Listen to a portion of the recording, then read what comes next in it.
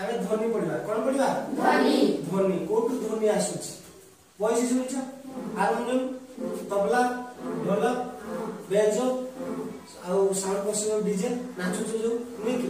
ई सब तुम कान रे केमती गोटे शब्द द्वारा सुन से शब्द को मतदान करछ तबे खाली हल्के केमती छुई के रखियो कोन होछ मते कहबो शीघ्र